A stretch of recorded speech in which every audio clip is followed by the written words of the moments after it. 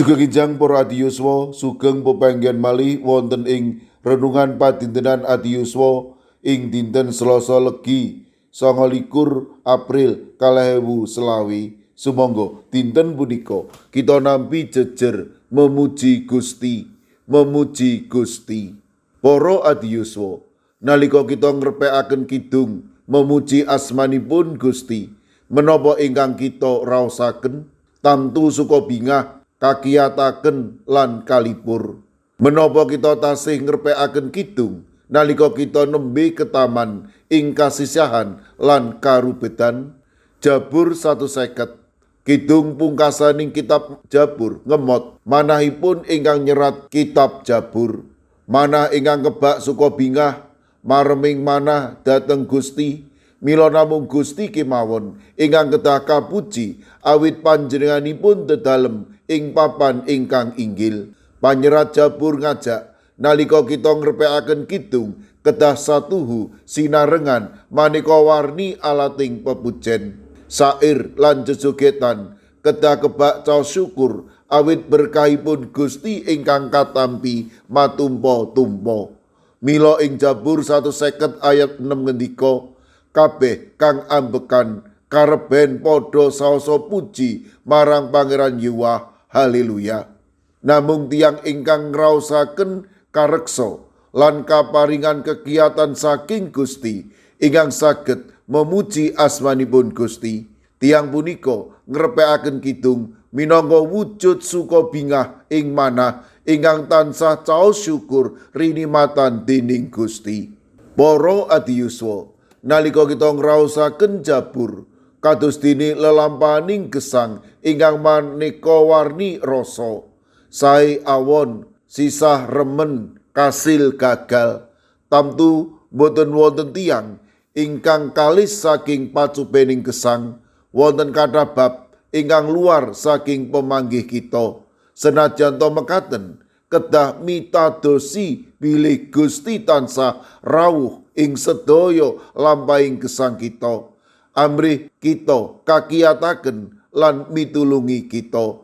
Milanipun monggo tansah tetep memuji asmanipun Gusti ing saben wektu minangka wujud caos syukur awit berkahipun Gusti ingkang luber ageng katresnanipun lan tansah rineksa dening Gusti. Amin. Sumangga kita ndedonga. Matur nuwun Gusti, awit paduka ngendika dhateng kawula, amrih kawula tansah memuji mulyakaken asma paduka ing sadengah kawontenan. Kawula pasrahaken para adiyuswa dalasan anak putu kawula ing pundiya kemawon. Monggo paduka ingkang berek manahipun matemah tansah mulyakaken asma paduka lumantar tata gesangipun. Paduka ingkang berkahi anak putu kawula, paduka ugi ingkang ngrimati para adiyuswa ing pundiya kemawon. Mirunggan ing dinten punika kawula pasrahaken kawontenipun sedherek kawula Triaji Kristiawan GKJ Magelang wilayah 1 ingkang badhe nampi operasi ing RSU Tidar Minjang.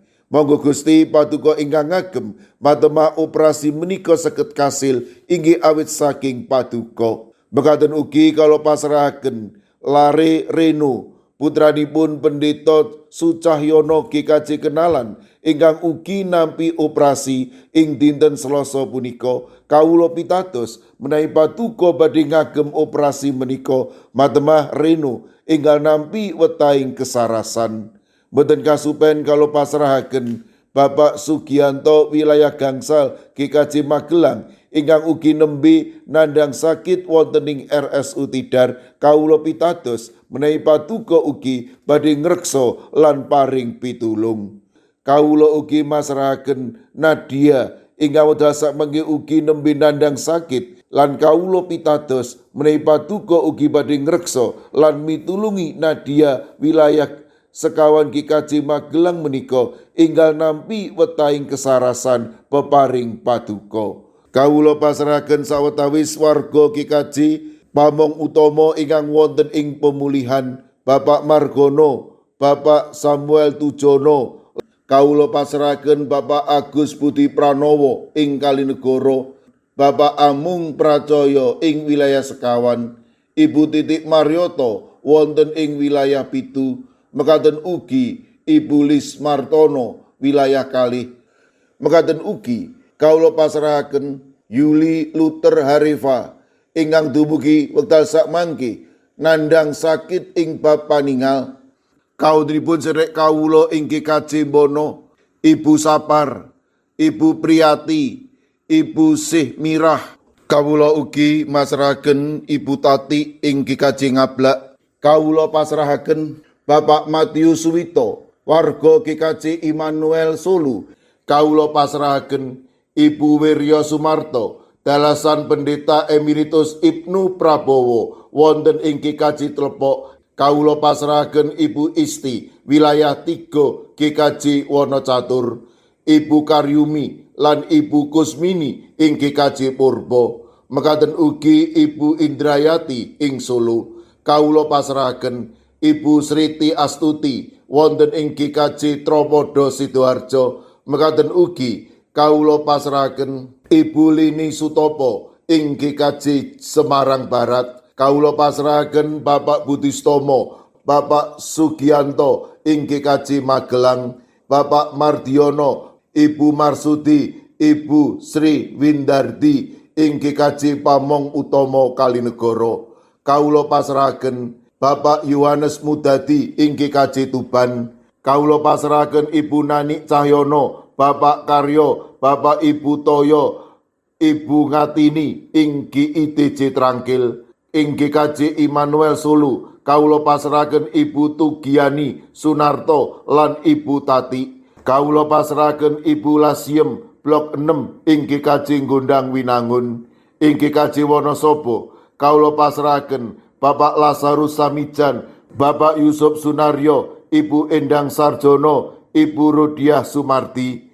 Kawula pasrahaken Eyang Sarwito ing GKJ Ngalian, Ibu Wahyono ing GKJ Plengkung, Ibu Sunarti ing GKJ Salaman.